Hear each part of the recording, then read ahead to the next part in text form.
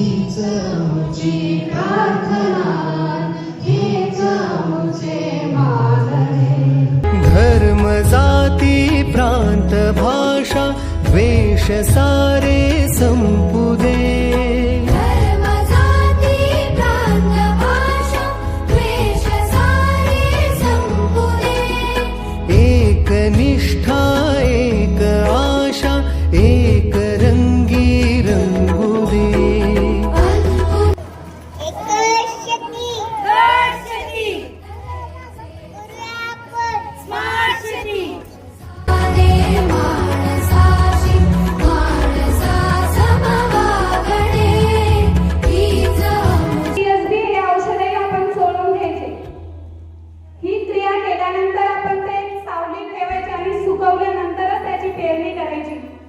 सत्यमेव जयते farmer cup 2026 मध्ये तिनेवाडी गावातल्या महिलांनी घडून आणलेल्या शेती क्रांतीचा हा एक झटपट आढावा.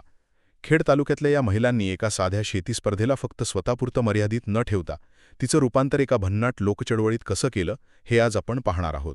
आता तुम्हीच विचार करा, एखादी स्पर्धा नुसती जिंकण्या पलीकडे जाऊन संपूर्ण गावाला एका चळवळीत कसं जोडलं जातं याचं हे किती उत्तम उदाहरण आहे ना. दुसरे, आणि हा यातला सर्वात महत्त्वाचा मुद्दा आहे बरं का, तो म्हणजे त्यांनी सादर केलेलं पथनाट्य. म्हणजे बघा, नुसती कंटाळवाणी भाषणं देण्याऐवजी त्यांनी बियाणे उगवण क्षमता चाचणी, बीज प्रक्रिया, हुमणी नियंत्रण आणि माती परीक्षण यांचे एकदम जिवंत प्रात्यक्षिक दाखवलं.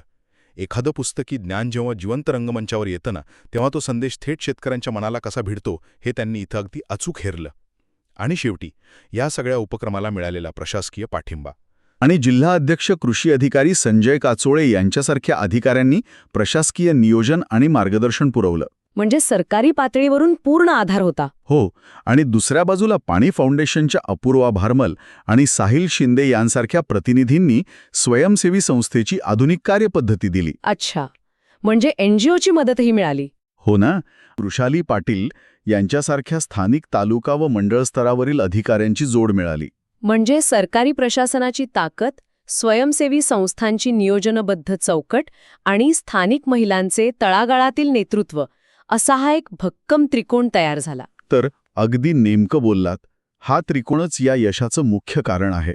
आगामी खरीप हंगामासाठी शास्त्रशुद्ध शेतीचा संदेश अशा अभिनव पद्धतीने पोचवणं खरोखरच प्रेरणादायी आहे.